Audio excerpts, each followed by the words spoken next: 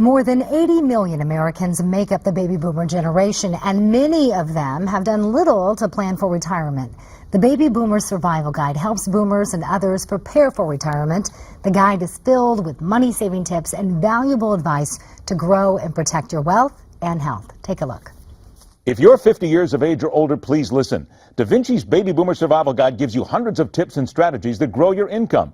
DaVinci's Baby Boomer Survival Guide reveals how to increase your monthly Social Security checks by 25%. 8 tax deductions that immediately save you $10,000 or more. Medicare tricks to get you 100% of your premiums, co-payments, and drug costs waived. 2 easy ways to turn your home into a tax-free cash machine. The 10 best places to live for under $40,000 a year. 4 strategies to transfer your estate completely tax-free, plus dozens more money secrets just like these.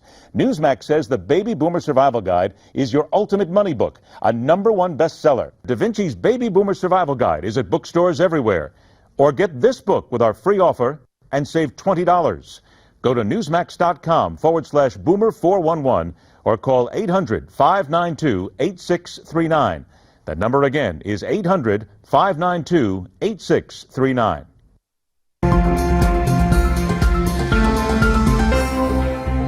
And joining us now is author of the Baby Boomer Survival Guide, Nick Tate. He's also Newsmax's health editor. Nick, always a pleasure to have you here on Newsmax Now. Good to be here. I want to talk about kind of a somber subject. I want to talk about the attacks in Brussels this week. Right now, after the first explosion, the hospitals activated their emergency plans. At least 25 hospitals in the area cared for hundreds of people who were injured. All told, the attacks killed 31 people that we know of so far, and hundreds of others were injured. In your opinion, were the hospitals prepared for these types of attacks? It's a good question. I think that the answer has to be both yes and no. I mean, since the Paris attacks, hospitals around the world have really been upping their preparations with staff, with emergency responses. But you can never truly prepare for an emergency like this with mass casualties and the kinds of injuries that are more common on a battlefield than you see in a major city.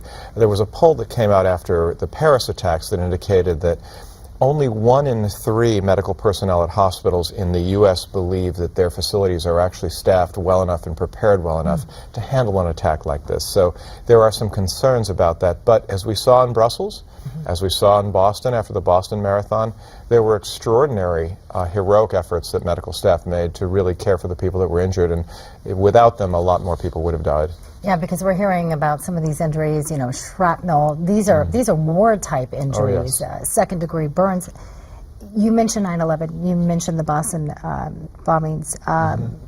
You said that really showed how prepared we were here in the United States. I think so. The numbers that come out of the Boston Marathon bombings, for instance, there were 3 people that died in the immediate blast, but there were more than 170 who had serious injuries. And we're talking about limbs blown off, major bleeding, burns, things that will take your life. Every single one of those individuals who were rescued by medics on the street survived as a result of hospital care. Now, the truth is, since September 11, hospitals have been upping their preparations.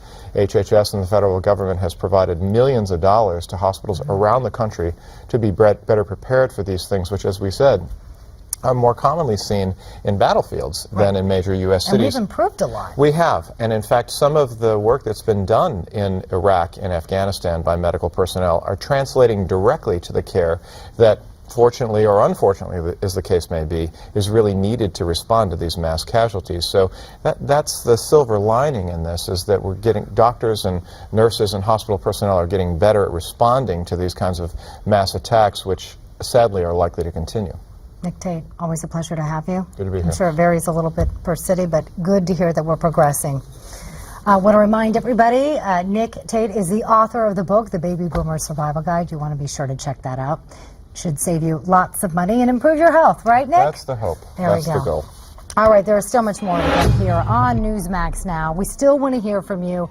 Is it time for John Kasich to get out of the race? Tell us your thoughts. Tweet us at Newsmax Now or leave us a comment on our Facebook page. Newsmax CEO Chris Ruddy seems to think it is. We'll hear some of your comments right after the break. Stay tuned. You're watching Newsmax Now.